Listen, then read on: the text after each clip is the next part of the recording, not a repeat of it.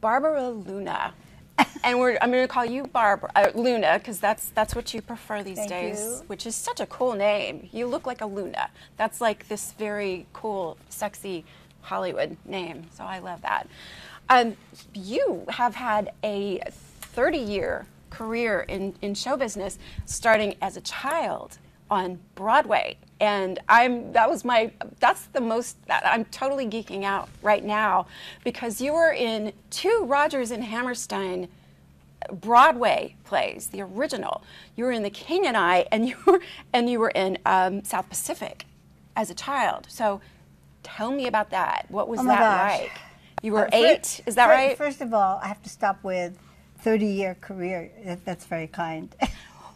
Well, that was starting as a child, right? Yeah, I was 2. Oh, okay, see? Well, there you go.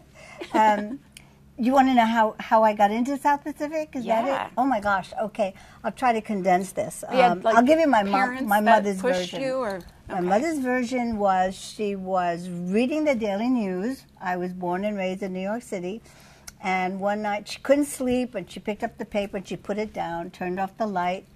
On the 4th time, she finally saw an ad that said, Rodgers and Hammerstein want children who can look Eurasian for Tales of the South Pacific. So the next morning, Mother said, we're going to go to an audition. I didn't know what she was talking about, and I said, oh, okay.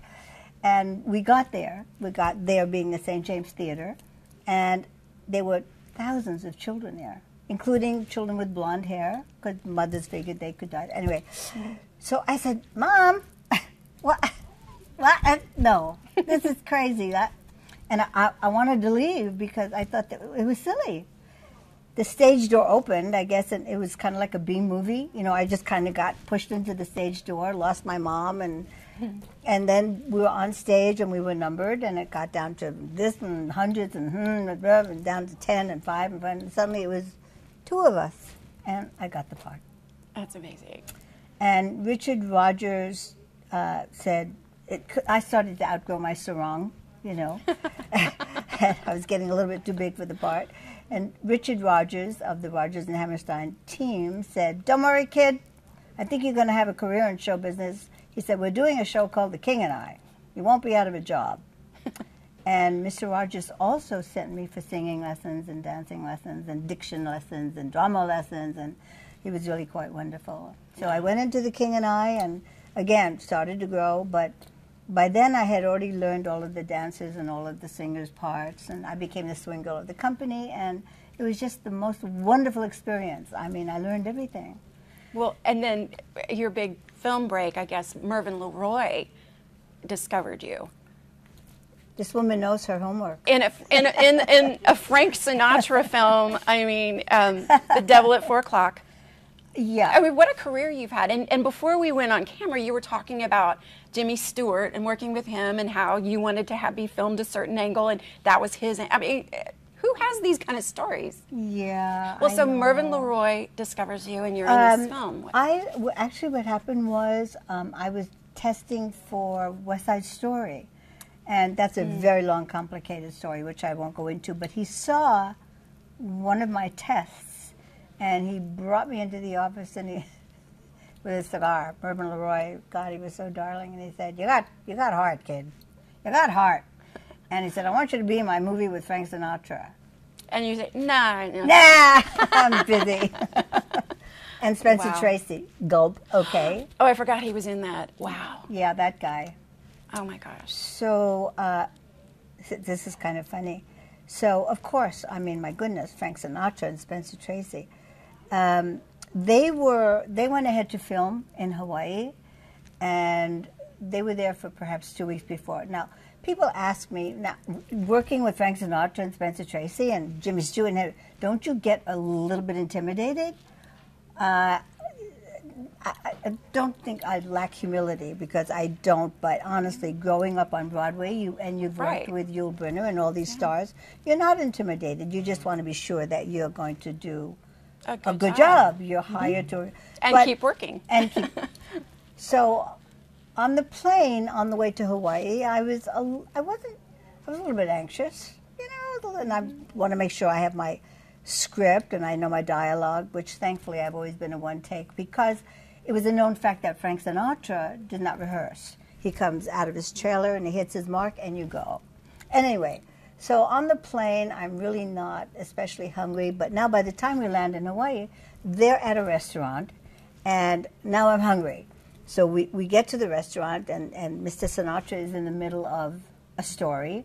So you don't want to interrupt Frank Sinatra. Mr. Leroy is there. Mr. Tracy was not there, but some other cast members were there. And now the waiter says, would you like chicken egg drop soup? And sure. I probably would have rather have had wonton soup, but who's going to argue?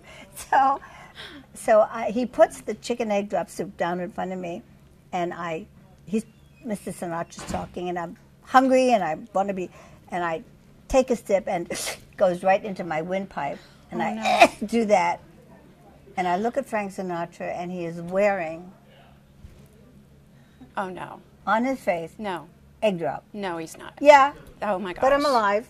I'm alive to tell it. But I thought, oh my God, I'm hungry on the next plane. I'm out of here. Oh my gosh, that was my introduction. At least maybe it cooled off a little, flying out of your mouth before it hit his face. Yeah. Oh my gosh. But he was very sweet. He just kind of brushed his face off with his napkin and just continued talking. It was wonderful.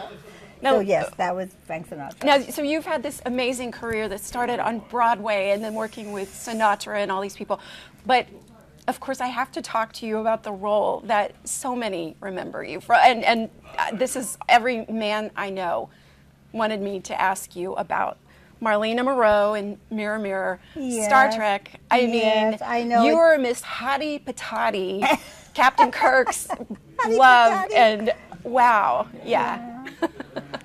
Mirror Mirror, yeah. Frank Sinatra, who cares? Francis Tracy. Let's talk about Star Trek.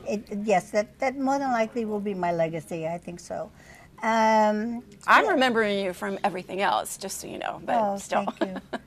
Yeah, I guess. But everybody really Star Trek fans are just a different kind of fan. Seems.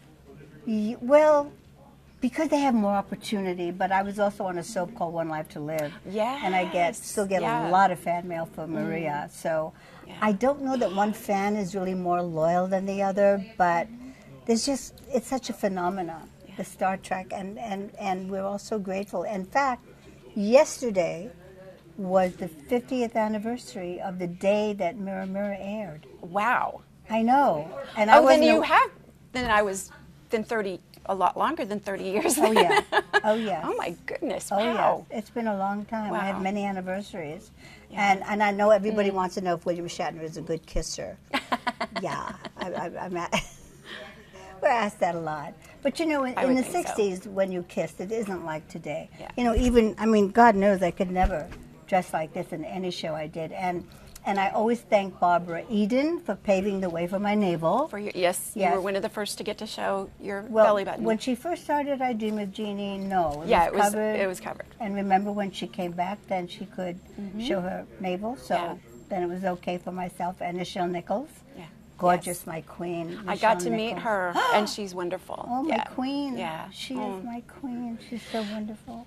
Luna, Barbara Luna, she likes to be called Luna. Thank you so much for your amazing body of work and you spanned the whole generation. You've covered Broadway and television and film. The one thing, yes, I did. I covered all the genres, but when I retired in 1989, the one thing I slightly regret is that I never did a horror film. Off Broadway, I did. It's not too late. Oh no, I retired. I get back in there. They would love you. I don't know. I guess I could think about it, but no. Come on, directors. Anyway. Hello. Luna, thank you so much. Thank you, and thank you so much for doing all your homework. Oh, I thank you. I knew most of it, but I have a short memory. Thank you. Thank you. Thank you. Thank you. Bye.